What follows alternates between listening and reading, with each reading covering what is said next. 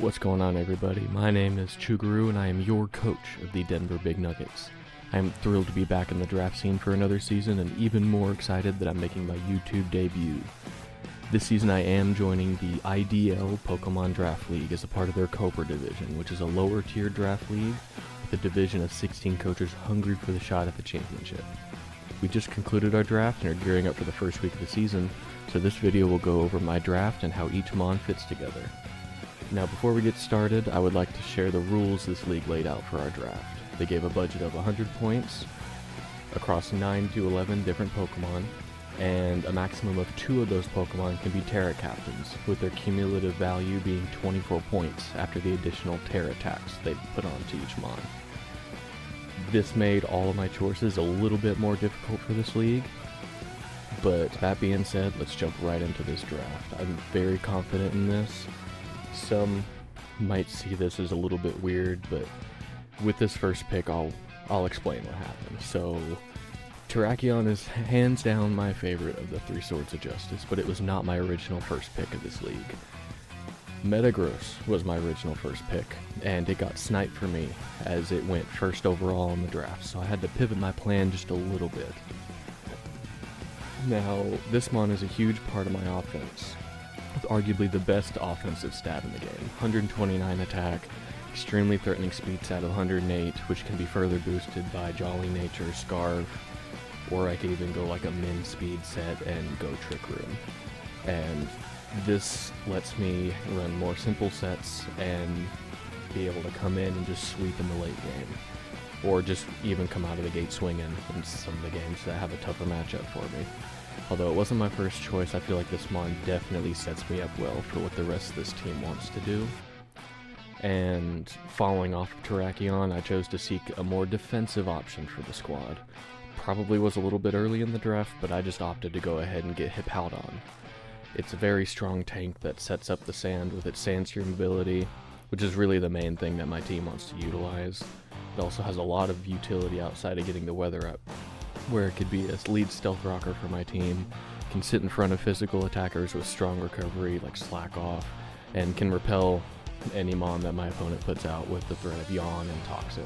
And just overall, this mon is a Swiss Army knife for my team, to be completely honest, and I'm extremely thrilled I got this. Like I said, it was probably a little early, but if it got sniped, I really don't know what I would have done. I would have had to do even more changes than I already had to do. Now, next up is my Terra Captain, Diancie. This mon looks cracked on paper, especially with Terra for my team, as there were already so many ways to run it. Now, with Terra, I could come in the sand and Terra it to make it mono rock, set up Meteor Beam boost late game, or just run the old faithful Iron defense body press sets. This will be my first time using it, however, I feel like with the defense stats it has, just the raw offense, I feel like this thing gives me a very vital piece to my big 3 core, as I like to call it, and it gives me a lot of confidence going into the season. And building off of that confidence, we have Slowbro here.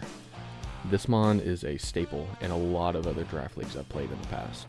It's access to the strong coverage like Ice Beam, Ghost moves, its ability to pivot with its Regenerator ability, and even just its raw bulk. It's just a few things that make this mon so sought after in draft leagues, and I'm extremely stoked to have it on my team for another season. I originally planned having a Lomomola in this role. Might have been the better option, but with Metagross getting sniped, I had to kind of pivot my game plan, as I said, and Slowbro was one of the pivots I had to make from my original plan, because Slowbro with its Psychic type, it gives me a natural resistance to fighting, and I felt that was too valuable here to pass up. Now, next, I just went ahead and chopped down my second Terra Captain, Bisharp. Now, Bisharp, near and dear to my heart. It's one of my favorite mons from the Generation 5 games. It's such a good revenge killer for me on this team. Sucker Punch, with Terra, it can make all of its coverage move have stab, and I mean, even with Eviolite, it just becomes even a bigger threat, right? So, just overall, getting this mon, it was a must-have, and it gives me so many options to come in, just tank hits and revenge kill stuff late game, and I'm glad it didn't get sniped. From here, I took a look at my team's weaknesses, and I just had to deal with its vulnerability to water because over half of my team was weak to it. So that's when I chose Tatsugiri with my next pick. It's a strong special attacking threat that can safely switch in to any impending water move. With its Storm Drain ability, has access to Rapid Spin, which I didn't even know, shows you how much I've used them on. Comes in and controls the hazards, gets a speed boost, and then run like an AV set, just sweep from the late game with that +1 boost. It's a vital part of my team, and it has a lot of the potential to just come in and drop a Draco whenever it feels like. Shout out Pokegame. However, I still wanted ways to control the game, and that's when I went with my next pick, Weezing. This was one of my changes I had to make in Grace, because I originally wanted Galarian Weezing with this role, but it got sniped the round before I decided to pick it. Go figure. So, base Weezing still does everything I want it to do, shuts off my opponent's abilities with Neutralizing Gas, or it can come in on a ground type with its Levitate ability. I can also pick off a threat with Normal Gem Explosion. I've seen that way too many times in other leagues I've been in. Don't know if that's a good thing or not, but it's an option. Or I could just control the game with Pain Split and whittle down the bulkier threats that I tend to struggle against. Mainly with this team because it's not the strongest. However, with access to Trick Room across the board, it just gives me an option to whittle things down. And speaking of Trick Room, I wanted to look for another special attacker to bring instead of Tatsugiri in these matchups, so I decided to scoop up Galarian Articuno. This mon was the second Grace change I made, and has very balanced stats for the price I got it at. I was looking at the board looking for 8 pointers. I was surprised to see this thing that low, to be completely honest, but I guess with a lower draft league, makes sense. It can swing hard with Stab Psychics, Hurricanes, Air Slashes, like I said, Trick Room, but more importantly, it's just another way for me to switch into ground types. So I can have Weezing not always be a Levitate mon, because I don't have a grounded poison on the team without Terra, unfortunately.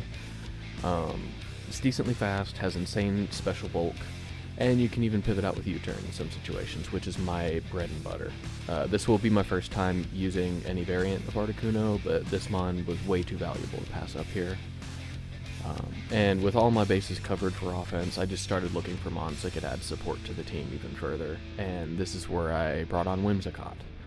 This mon brings better resistances to ground with its grass typing, and has good support moves like Tailwind, just taking advantage of that prankster ability. However, it's not bound to support. I know it's probably what I'll be using most of this season, but I have seen it be used with Specs or Scarf Infiltrator sets, and that has won some people some games just to catch the opponents off guard. The mon is also going to be the fastest mon on my team, which will help me in certain matchups where I may fall short. I've never really been a huge fan of Choice Scarfs just because I don't really like being locked into moves, but in some matchups I may be forced. This mon just gives me a more natural, speedier way to outspeed some matchups, and that'll be incredibly fun to have on my team. And to wrap up my draft, I opted to go for another special attacker in Pyroar. Special shout out to Zach Mander for suggesting this mon, because I honestly would not have considered it if they didn't mention it. I was looking at Vileplume just to give me that grounded poison mon, but I feel like this mon will be very useful in a lot of matchups, as I don't always want to dedicate my Terra to fire, and this will be my only fire type on the team, so that just kind of gives me a bit more leeway. Has access to Boom Burst to take advantage of its normal type, and honestly, Boom Burst is a very strong move. Aside from Hyper Beam, I can't really think of a lot of normal type moves that are legal in Scarlet and Violet. And it could give me the edge in some late game situations, and I'm extremely thrilled to have that on my team.